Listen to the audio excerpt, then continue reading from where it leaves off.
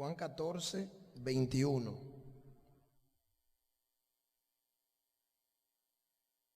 Bien, dice así la palabra de Dios.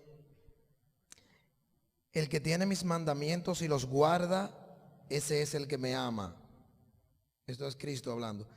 Y el que me ama será amado por mi Padre, y yo le amaré y me manifestaré a él.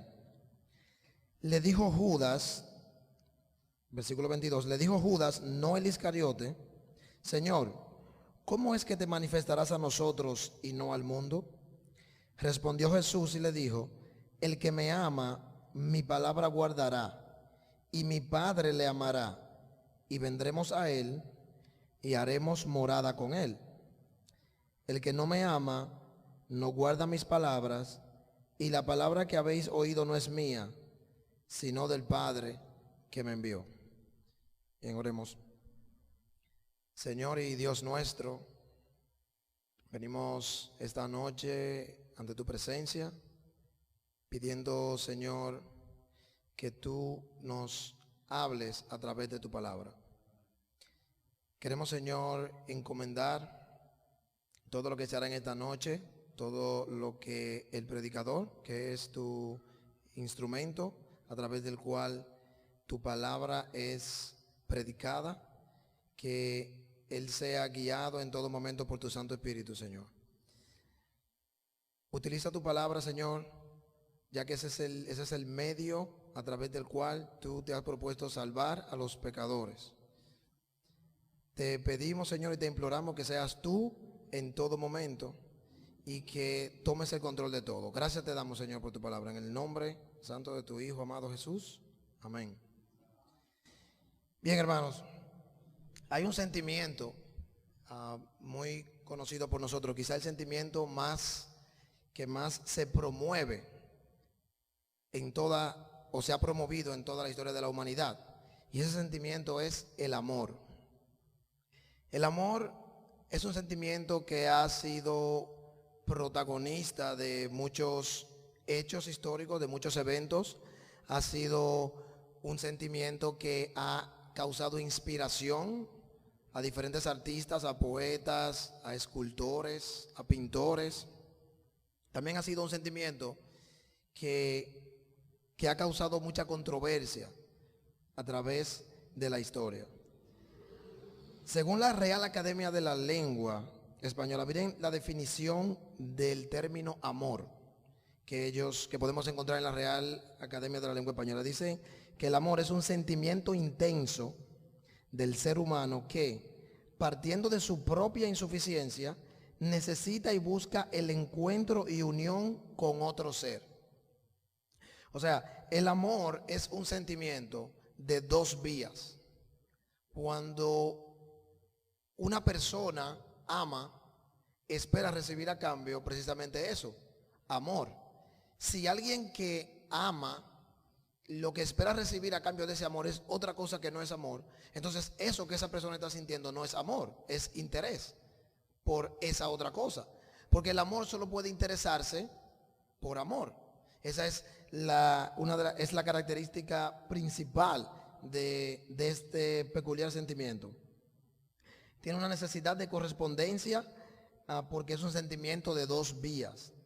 Se siente y se espera que eso que es el foco de nuestro amor nos devuelva amor también. Ahora, la Biblia nos enseña que Dios es amor. Es una característica, es un atributo de su persona. Dios es amor. Eso lo podemos encontrar en la primera carta del apóstol Juan. En el capítulo 4, versículo 8, dice que el que no ama no ha conocido a Dios, porque Dios es amor. Entonces, recuerden que nosotros los seres humanos somos hechos a imagen y semejanza de Dios. Y es por eso que el amor es un sentimiento que es parte también de nosotros. Nosotros podemos sentir amor y al sentir amor esperamos sentir amor de vuelta. Es lo que esperamos sentir en respuesta al amor que expresamos. Ahora, la Biblia también nos enseña que Dios nos ama. O sea, no solo que Él es amor, sino que también nosotros, como creación suya, como hechura suya, somos objeto de su amor. La famosa porción de las Escrituras, quizá el versículo más conocido, que es Juan 3:16, el cual dice que porque de tal manera amó Dios al mundo, que ha dado a su Hijo unigénito para que todo aquel que en él cree no se pierda, mas tenga vida eterna. O sea, de tal manera amó Dios al mundo.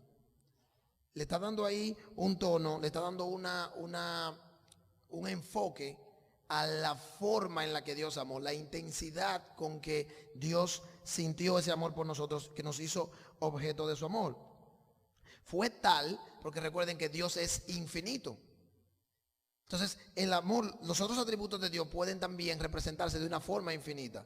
Cuando Dios ama, ama de una forma infinita porque Él es un ser infinito, pero Él nos ama a nosotros de manera infinita. Y es por esto que entregó a su Hijo para que muriese en la cruz por nosotros. Nosotros no podemos comparar el amor de Dios.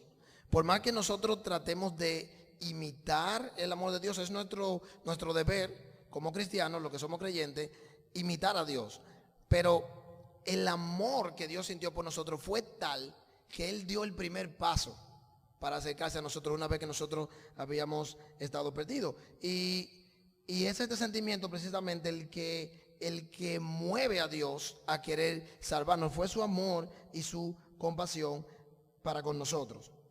La Biblia también nos dice, hablando un poco sobre el amor, en la carta del apóstol Pablo a los Corintios nos dice que el amor, describiendo el sentimiento, dice que el amor no hace nada indebido, no busca lo suyo, no busca un beneficio propio. Lo que busca el quien ama, lo que le importa es que ese otro esté bien, que ese otro no le falte nada. Entonces no busca lo suyo, no se irrita, no guarda rencor.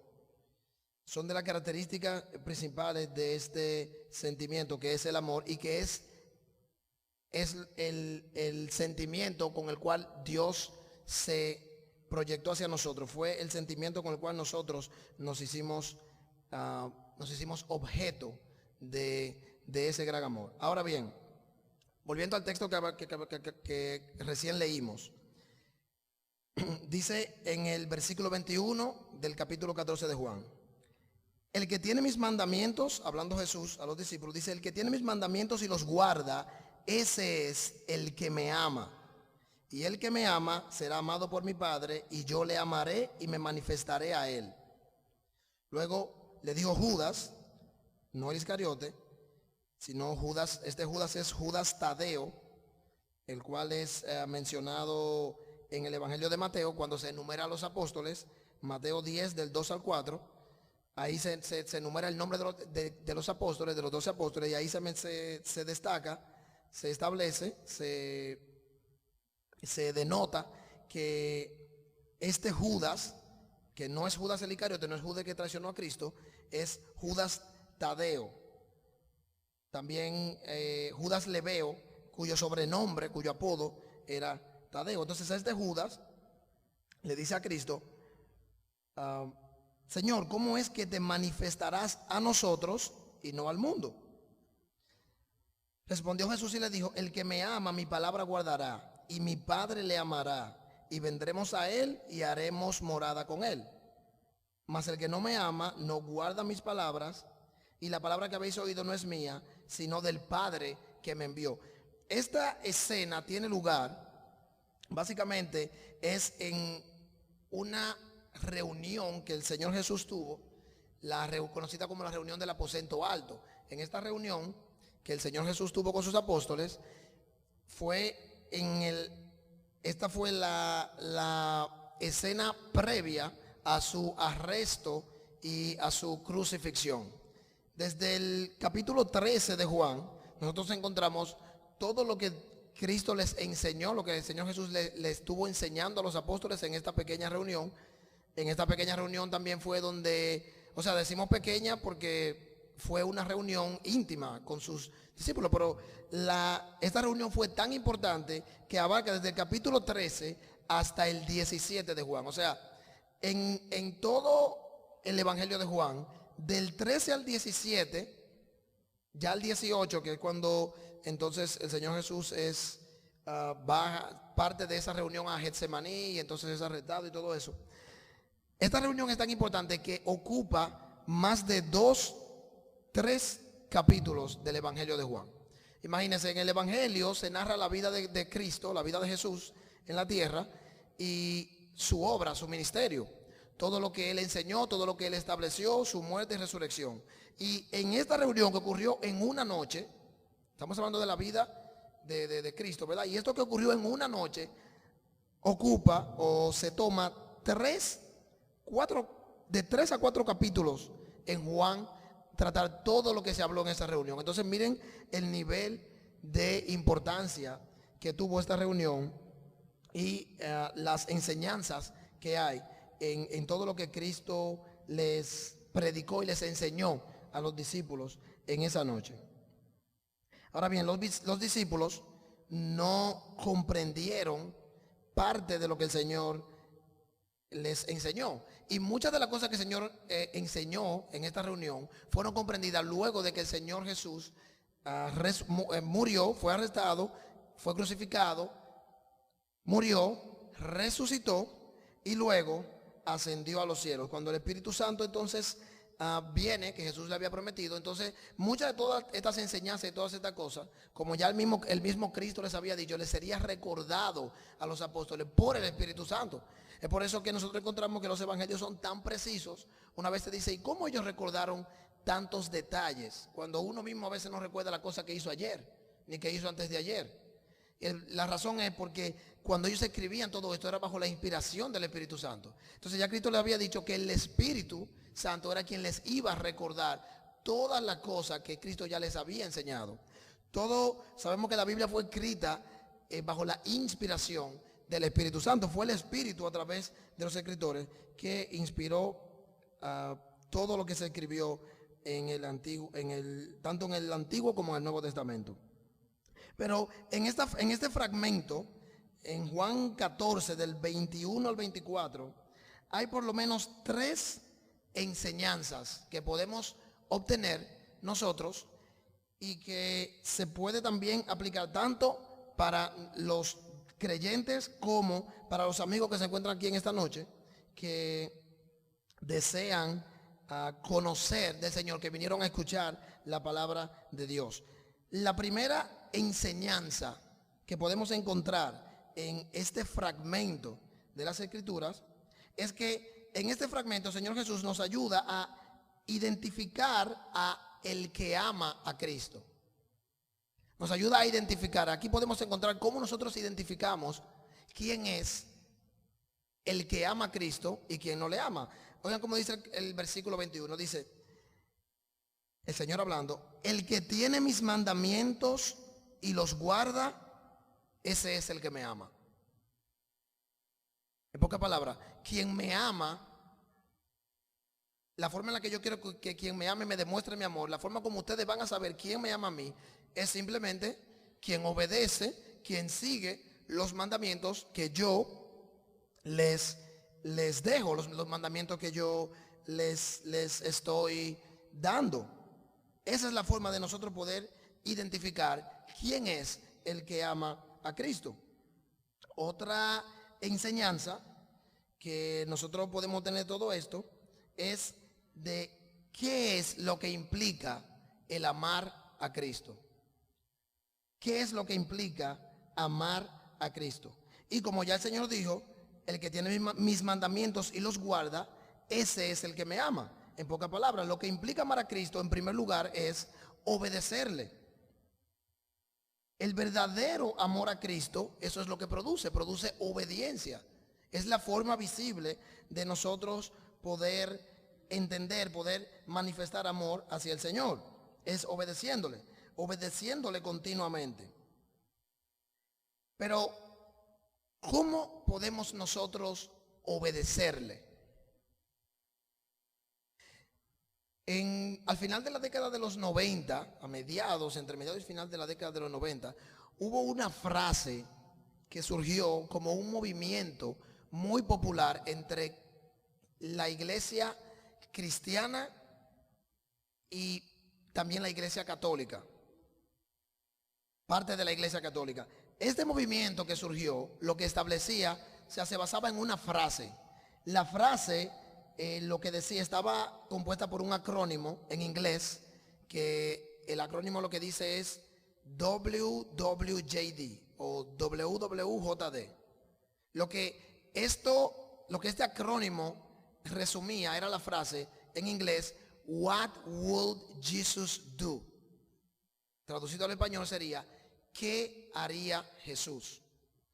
Esta frase, seguida por este movimiento, fue muy popular, porque lo que esta frase establecía es que ante cada acontecimiento de nuestras vidas, ante cada situación, ante cualquier escenario que se nos surgiera, la pregunta como cristianos que teníamos que hacer nosotros era, ¿qué haría Jesús en esta situación? Y fue una frase tan popular que artistas, deportistas, incluso hasta movimientos políticos imitaron esta frase. Y claro, ellos la cambiaban. Por ejemplo, en el mismo Estados Unidos se hizo muy popular What would Reagan do? En cuanto al presidente Reagan, y What would Clinton do? O sea, la frase tuvo un impulso tan fuerte, fue tan popular, surgió de una intención cristiana, una intención de promover el estilo de vida que Cristo nos demanda a través de sus mandamientos. Pero muchas de estas personas que lo promovían, tanto deportistas famosos como artistas, ellos lo que promovió mucho esta frase fue un pequeño brazalete de tela, quizá ustedes lo han visto, que siempre tenía WWJD, y esto es lo que significaba What would Jesus do? Ellos lo utilizaban para siempre recordarlo. ¿Qué haría Jesús en este momento? Pero el problema con esta frase, o sea, la frase estaba bien, la frase tuvo un gran empuje, fue bien aceptada. El problema es que la mayoría de las personas que profesaban seguir el movimiento que esta frase representaba, el problema estaba en que ellos en realidad no conocían a Jesús. La mayoría de estas personas no leían la palabra de Dios, no estaban sometidos a la palabra. Entonces lo que sucedía es que lo que ellos decían o lo que ellos supuestamente hacían, lo que ellos entendían que Jesús haría, es lo que ellos en su definición de lo que debía ser el amor entendían que era lo que Jesús debería de hacer. O sea, en pocas palabras, ellos lo que estaban tratando era de promover a Jesús, pero no de una manera bíblica, porque ellos no le conocían.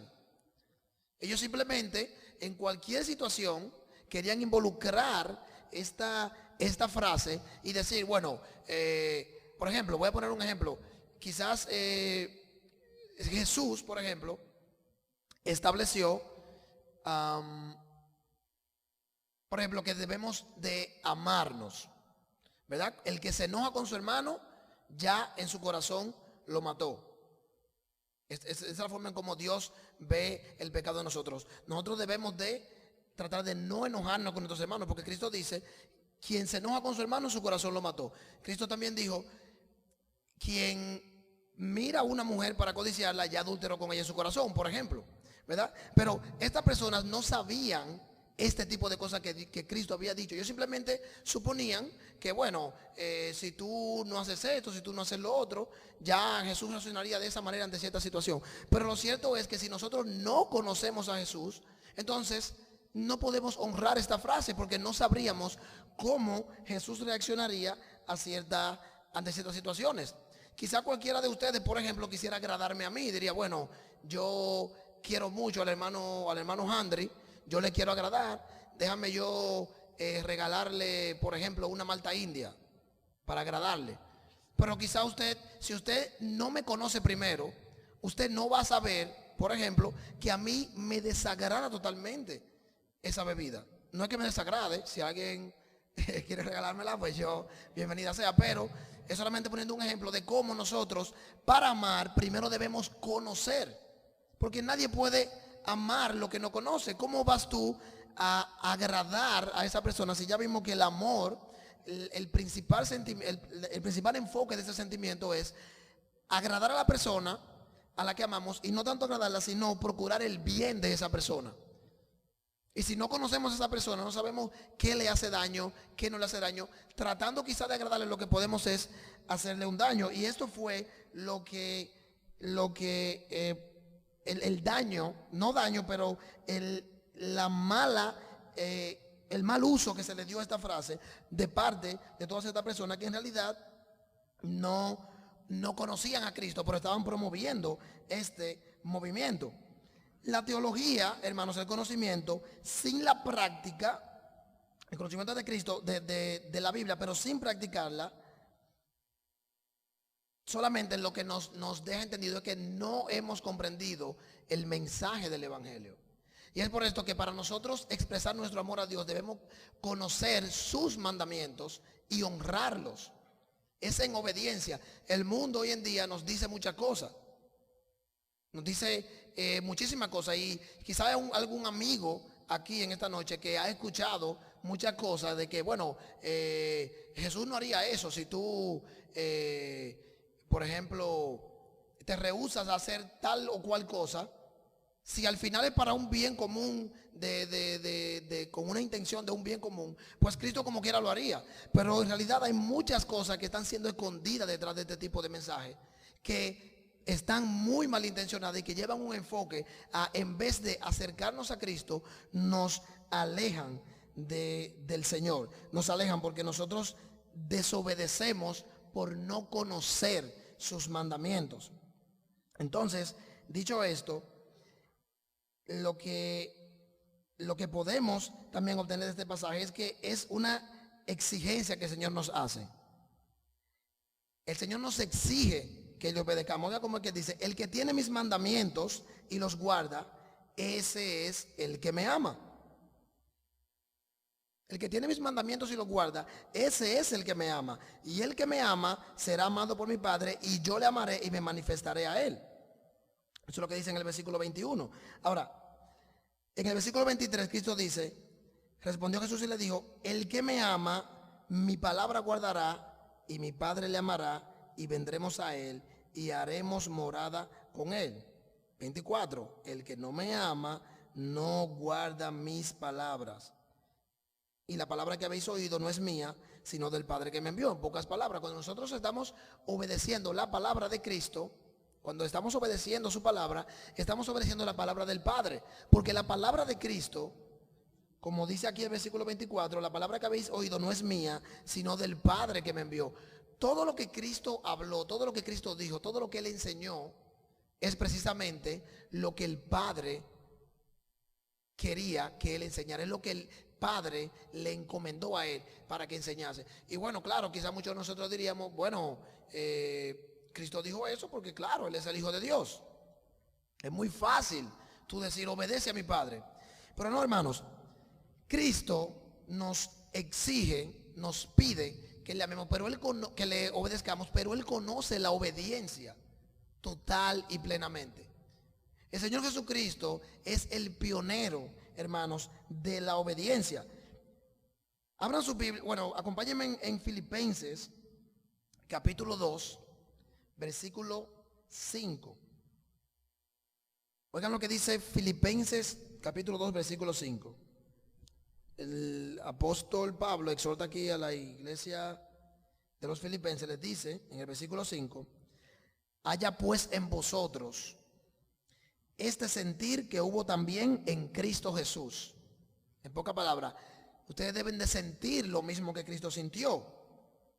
Deben de tener ese sentimiento, ese amor, esa inclinación, el cual Cristo, siendo en forma de Dios, eso es, teniendo la naturaleza de Dios, siendo igual que Dios el Padre, no estimó el ser igual a Dios como cosa a que aferrarse, sino que se despojó a sí mismo, tomando forma de siervo, hecho semejante a los hombres. Y estando en la condición de hombre, versículo 8, se humilló a sí mismo, haciéndose obediente hasta la muerte, y muerte de cruz. Hermanos, cuando el Señor Jesucristo, y amigos que estás aquí en esta noche, cuando el Señor Jesucristo nos dice que obedezcamos, Él no nos está pidiendo algo imposible, ni tampoco nos está pidiendo algo que Él no nos lo diga teniendo el conocimiento de lo que cuesta. O sea, lo que Cristo hizo fue la demostración más grande de obediencia. Eso es como que quizá ustedes me digan a mí, hermano Andri o amigo Andri, tú me estás pidiendo algo, tú me pides algo que tú, porque no sabes lo que cuesta eso. Tú no sabes el sacrificio, quizá por ejemplo, de tener que ir a trabajar todos los días y levantarme a las 6 de la mañana para tomar una guagua para llegar a Santiago, para pasarme el día entero trabajando y luego de Santiago para acá regresar. Tú no sabes lo que cuesta eso. Cuán difícil es. Muchas veces, y la mayoría de personas nos exigen cosas que ellos no saben lo que cuesta, pero nos lo exigen. Muchas veces nuestros jefes en nuestro trabajo nos piden que hagamos cosas. Y cuando muchas veces nos ponen un jefe que viene recién salido de la universidad, ¿verdad? Alguien que ya estudió, que por ejemplo en el caso de la construcción no es el que pega los bloques, él solamente le exige a los albañiles, peguen los bloques, hagan esto, vamos a poner esto bien, eso quedó mal, pero quizá él no sabe lo que cuesta estar ahí bajo el sol, pegando ese tipo de cosas. En el caso del Señor Jesucristo, Él nos exige que obedezcamos, pero Él nos dio el mayor ejemplo de obediencia. Imagínense, estando con Dios, disfrutando de una comunión plena con Dios, teniendo la naturaleza de Dios, siendo el Rey del universo, por obediencia a Dios el Padre, despojarse de todo eso. No hay ninguna excusa que nadie le pueda dar a Cristo en cuanto a no obedecer sus mandamientos. No hay nada que usted le pueda decir a Cristo, bueno, mire, Señor Jesús, yo no te puedo obedecer por esto y esto y esto. ¿Por qué? Porque va a decir, bueno, pero yo dejé mi gloria y dejé todo lo mío por obediencia y por amor a ti. Yo dejé el puesto más alto en el universo por obedecer a mi Padre y por amor a ti. Entonces, mi querido amigo que estás aquí en esta noche, si tú has buscado alguna excusa alguna vez para esconderte detrás de esa excusa y decir que es muy difícil ser cristiano, a mí, tú sabes, eso de la iglesia es muy bonito y todo, pero es que ser cristiano es tan difícil. Bueno, pero la parte más difícil ya el Señor Jesucristo la vivió por ti. Ya Cristo renunció a lo más grande del universo. No hay un puesto de trabajo que te comprometa con el cual tú puedas comparar eso que Cristo hizo.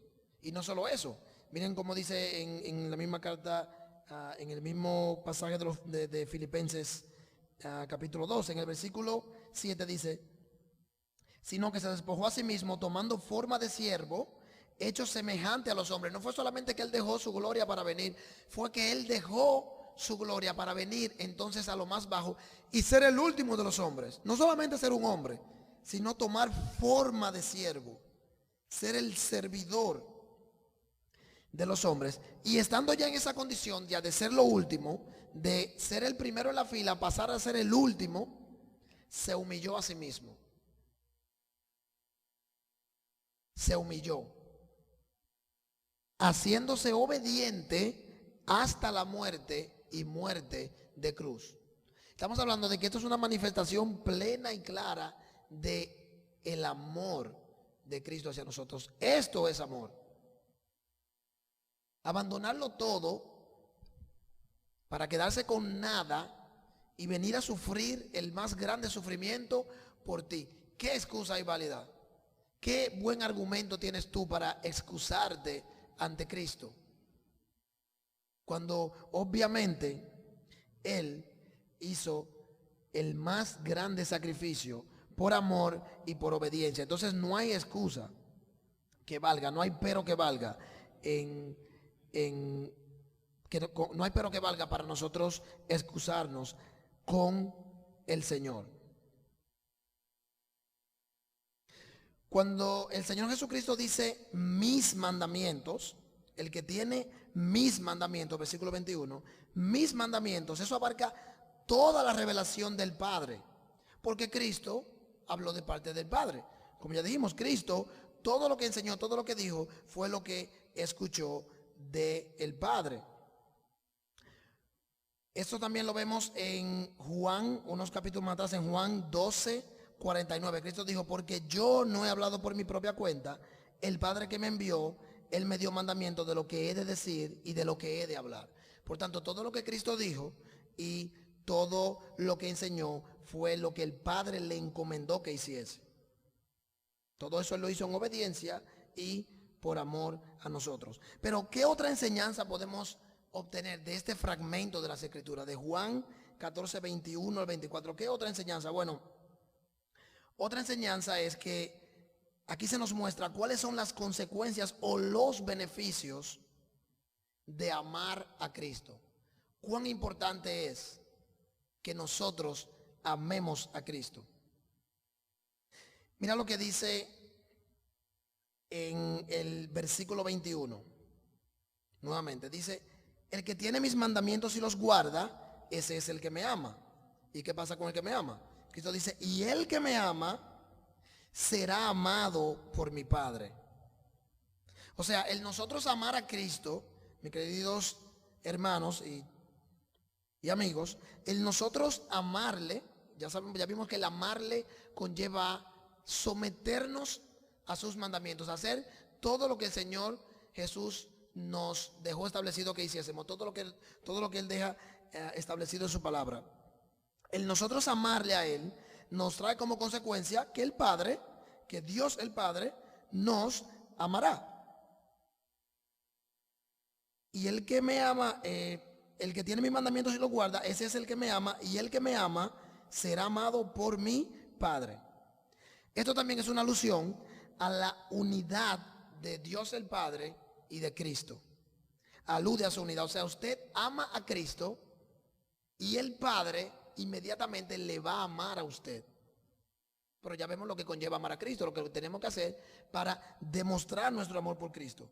Una vez le amamos, el Padre nos ama. ¿Qué otra consecuencia, qué otros beneficios obtenemos de amar a Cristo? Bueno, dice que Cristo también nos amará. Miren cómo sigue el mismo versículo 21. Dice, y el que me ama será amado por mi Padre, la segunda parte del versículo 21, y yo le amaré, dice Cristo. Aquí Cristo honra total y plenamente el sentimiento de amor. Él nos ama y nosotros le amamos. Nosotros le amamos y Él en reciprocidad nos devuelve ese amor. Ahora, no es que Cristo no te ame antes, porque como ya vimos, el sacrificio que Él hizo, lo que Él vino a hacer, fue por obediencia al Padre y por amor a nosotros. O sea, ya Él nos amaba. No es que Cristo no te ame, pero si tú no le amas a Él, tú no demuestras ese amor, entonces no podrás disfrutar de los beneficios de su obra y de su amor. En pocas palabras, hermanos y amigos que están aquí, si tú no amas a Cristo, no es que Él no te ame, Él te ama, ¿ok? Y ya Él lo demostró. Hizo la demostración más grande de amor, que fue dar su vida en la cruz por ti y por mí. Pero si tú no le amas a Él, entonces tú no vas a poder disfrutar de el beneficio de su obra en la cruz. Si tú no amas a Cristo, entonces la salvación que Él vino a efectuar por los pecadores no podrá ser aplicada a ti. No podrá ser aplicada. ¿Por qué? Porque lo que Cristo establece es que una vez que tú le amas, una vez que tú guardas sus mandamientos, entonces tú puedes apropiarte de la salvación que está en su obra. Una vez que tú le amas, una vez que tú pones tu fe en esa obra de Cristo en la cruz, entonces inmediatamente esa obra que realizó en la cruz, esa obra de salvación, se te aplica automáticamente y entonces el Padre y Cristo te aman. Como dijimos anteriormente, Cristo ya te ama de por sí, pero tú debes de amarle para poder obtener el beneficio de ese sacrificio y de esa obra que Él vino a realizar en la cruz del Calvario, muriendo por los pecadores. ¿Qué otro beneficio también nos muestra el pasaje que nosotros obtenemos al amar a Cristo? Bueno, sigue diciendo el versículo 21, y el que me ama será amado por mi Padre, y yo le amaré y me manifestaré a él. Me manifestaré a él. ¿Qué es una manifestación? Quizá muchos nos preguntamos, ¿verdad? ¿Qué es una manifestación? Una manifestación no es otra cosa que cuando un ser vivo o un movimiento, cuando algo se está dejando sentir, cuando nosotros podemos percibir algo a través de los sentidos, ¿verdad? De la vista, del oído. Por ejemplo, ahora mismo Dios se está manifestando a ustedes a través de la palabra. Ustedes están escuchando la palabra de Dios. Esta es una manifestación de Dios, porque ustedes lo están percibiendo. Entonces, esta manifestación de Cristo, una vez que le amamos, es una manifestación que nosotros vamos a sentir, tanto espiritualmente. Vamos a sentir esta manifestación en nuestra vida espiritual. Nosotros vamos a percibir, vamos a sentir la presencia de Cristo en nuestra vida, pero no solamente espiritualmente, o sea, no solamente nosotros vamos a sentir esa manifestación, sino que otros van a sentir esa manifestación a través de nosotros. Porque una vez que nosotros estamos en Cristo, cuando un creyente genuino está en Cristo, entonces Cristo se manifiesta a través de nosotros. Cristo le habla a la persona a través de nosotros, a través de nuestro obrar en la vida. Cuando nosotros estamos sometidos a la palabra, nuestra forma de vivir es una manifestación de Dios, es una manifestación de Cristo. Y Cristo habla a través de nosotros, en nuestra forma de nosotros vivir la vida cristiana, en nuestra forma de nosotros relacionarnos con los demás, basados, claro, en el principio bíblico. Eso habla de nosotros y habla de Cristo y habla de Dios. Y esa es la mejor manera en la que nosotros podemos predicar la palabra, es permitiendo que Cristo se manifieste a través de nosotros, claro, sometidos a su palabra. Ahora, por lo general, el hombre, que esto es lo que la mayoría de las religiones venden, por así decirlo, entiende que debe hacer cosas para ganarse la salvación, para ganarse el favor de Dios. Eso es básicamente lo que usualmente se vende, ¿verdad? Tú, por ejemplo, vamos a poner como ejemplo, ¿verdad? La iglesia católica. Tú debes de rezar tanto Padre Nuestro, debes hacer esto y esto, y en base a eso que tú estás haciendo, entonces Dios te va a perdonar. La idea más o menos como yo peco, entonces rezo y ahí empaté. O sea, estoy ahí empate con Dios. O sea, es más o menos la idea, ¿verdad? De lo que la mayoría de las religiones en el mundo nos venden, que debemos buscar la forma de nosotros ganar el favor de Dios y debemos buscar la forma de obtener la salvación. Ahora, de acuerdo al cristianismo, o sea, de acuerdo a lo que nosotros encontramos en la Biblia, nosotros no podemos ganar el favor de Dios. Más bien, Dios hizo la obra por nosotros con Cristo en la cruz. Entonces, cuando nosotros le amamos, lo que Jesús nos dice en este pasaje, que la forma de nosotros conocer quién es el que ama a Cristo, es porque será visible que esa persona se va a someter completamente a Cristo, no para salvarse, no para que Cristo le salve, sino como una demostración de que esta persona ya ha sido salvada por Cristo. Una demostración de que esta persona ama a Cristo y que como muestra de su amor está siendo sometida. Pero no es para ganar el favor de Dios, porque si nosotros hubiésemos podido ganar el favor de Dios de alguna manera, Cristo no hubiese venido a morir en la cruz. Si nosotros hubiésemos podido ganarnos nuestra salvación por nuestras propias obras, entonces no hubiera sido necesario que Cristo hubiese venido a padecer el más grande padecimiento sin merecerlo, solo para salvarnos a nosotros. Entonces, esto es algo que tenemos que tener claro, que el cristianismo no es una religión, sino es un estilo de vida. No es que nosotros tratamos de hacer cosas para, por así decirlo, estar fríos con Dios. No hay manera en que nosotros podamos estar fríos con Dios. Si hubiese habido alguna, entonces Dios no hubiera acudido a ese sacrificio. Sino que el cristianismo es un estilo de vida. Nosotros debemos tratar de vivir en santidad porque ya hemos sido salvados por Dios. Ya el favor de Dios nos ha sido acreditado por esa obra de Cristo en la cruz. Y es por fe solamente. Es por fe solamente. Nosotros no podemos pensar que porque hacemos, vamos a decir, algún bien, no es que no debemos hacerlo, pero hacemos un bien porque entendemos que eso es lo que a Dios le agrada que nosotros hagamos porque ya hemos sido salvos por Él. Pero no es para que Él nos salve a nosotros por esa buena obra, porque la salvación es solamente por fe. Bueno, y por una obra, por la obra de Cristo en la cruz, claro. Esa es la única obra que puede darnos salvación, pero Dios escogió esa forma para salvarnos, que es por fe y solamente por fe. En el amor se manifiesta Cristo en nosotros.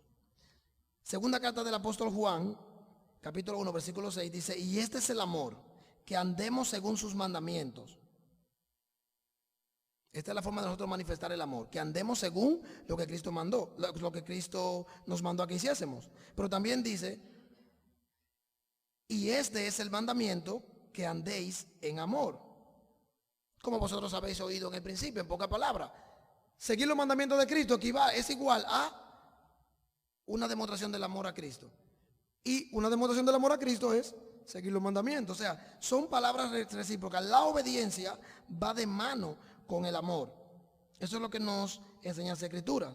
Ahora, también a través del perdón manifestado en nosotros es otra manera de cómo nosotros podemos manifestar a Cristo a las demás personas, no solamente en el amor, sino también en el perdón. Colosenses capítulo 3, versículo 13 dice: soportándoos unos a otros y perdonándoos unos a otros si alguno tuviere queja contra otro. De la manera que Cristo os perdonó, así también hacedlo vosotros. Esta es otra manera de nosotros poder manifestar el amor de Cristo hacia nosotros, es con el perdón, con el amor, con el perdón, así es como nosotros manifestamos a Cristo, siguiendo claro sus mandamientos, y también con el gozo. Son simplemente 3 ejemplos. Con el gozo. En el gozo es una manera de nosotros manifestar nuestra unión con Cristo. Filipenses 4, capítulo 4, versículo 4, dice de la siguiente manera: regocijaos en el Señor siempre. Otra vez digo, regocijaos. El gozo es también parte de la manifestación de que nosotros estamos en Cristo.